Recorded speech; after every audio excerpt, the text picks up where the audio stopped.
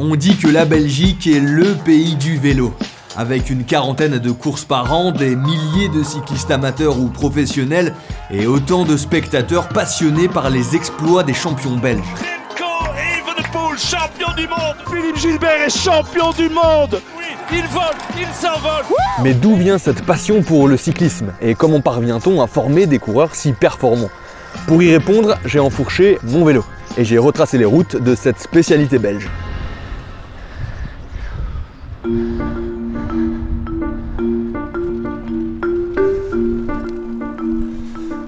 Là, je me trouve à Gand, en tout cas dans ses alentours en campagne flamande. C'est ici que démarre tous les ans la première course européenne du World Tour. Le World Tour, c'est la compétition qui regroupe les plus grandes équipes et les plus grands coureurs du monde. La Belgique, c'est le pays organisateur du plus grand nombre de courses du World Tour, 9 au total à l'année. En comparaison, la France et l'Italie en ont 5 sur leur terre. Ça, c'est pas du tout nouveau. Les premières courses cyclistes en Belgique, elles datent des années 1800. Et c'est d'ailleurs ce qu'on va voir au musée de la course cycliste à Roelers.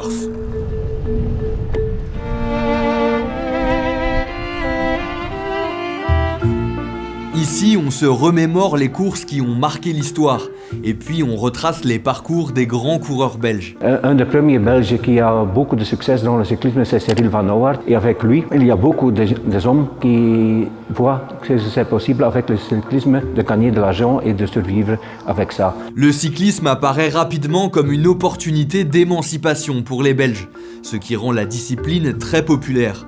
Et ça entraîne aussi l'organisation de nombreuses courses, des courses de village ou professionnelles. Tous les ingrédients sont réunis pour façonner de nouveaux champions. Les succès de Cyril Van Aert deviennent ceux d'Odile de Frey, Roger de Vlamingh ou Eddy Merckx.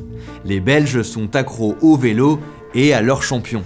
La passion belge pour le cyclisme a donc plusieurs explications. D'abord, il y a l'émancipation sociale permise par le vélo. Et puis il y a aussi l'aspect sportif grâce au premier grand champion belge. Mais comment a-t-on fait pour pérenniser ce succès? Un retour à Bruxelles s'impose, évidemment, sur mon vélo. Jusqu'à l'année dernière, le nombre de coureurs belges en World Tour était en augmentation, et plus nombreux que les Français, Italiens ou Néerlandais. Une omniprésence expliquée par tout le travail de formation des coureurs réalisé en Belgique. On se retrouve avec des jeunes cyclistes qui ont l'habitude de rouler très souvent depuis leur plus jeune âge. Et ça, il n'y a pas dans d'autres pays ou pas encore dans d'autres pays. Et c'est pour ça que la Belgique est vraiment à la pointe. Et puis, il y a des clubs partout, en fait. Et ça, c'est vraiment le plus important pour un jeune. Au-delà du nombre impressionnant de coureurs belges, il y a leurs performances, remarquables elles aussi. Dans le top 5 de l'Union cycliste internationale, on retrouve 3 coureurs belges. Et 3 équipes belges sont parmi les 6 meilleures du monde. Ok, on y est presque, mais il nous reste une dernière étape pour bien comprendre la méthode belge. On va aller rencontrer quelqu'un qui a été un cycliste de très haut niveau et qui forme aujourd'hui les champions de demain. On va aller rencontrer, si j'y arrive, Maxime Montfort.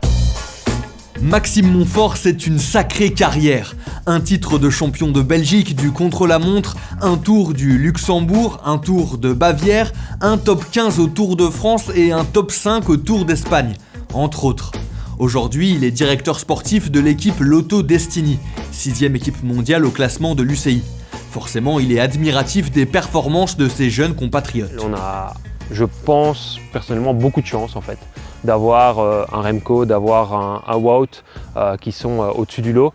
Mais voilà, c'est pas quelque chose qui a été mis en place il y a quelques années et qui fait qu'un Remco sort du lot maintenant. Pourtant, au-delà de Remco Evenepoel ou Wout van Aert, d'autres Belges impressionnent ou alors sont très prometteurs. C'est aussi dû à une nouvelle approche des équipes professionnelles auprès des jeunes coureurs. Comme beaucoup de formations professionnelles, on va voir les gamins de 16 ans, 17 ans. Et ça, c'est une vraie différence. Après, voilà, le fait qu'ils soient là plus tôt, potentiellement, ils peuvent devenir aussi meilleurs. Il y a des entraînements qui sont aussi plus technologiques, plus poussés. Donc le potentiel qu'ils ont intrinsèquement est exploité au maximum, ce qui n'a pas toujours été le cas dans les générations précédentes. Alors, la recette magique belge pour former de grands champions n'existe pas.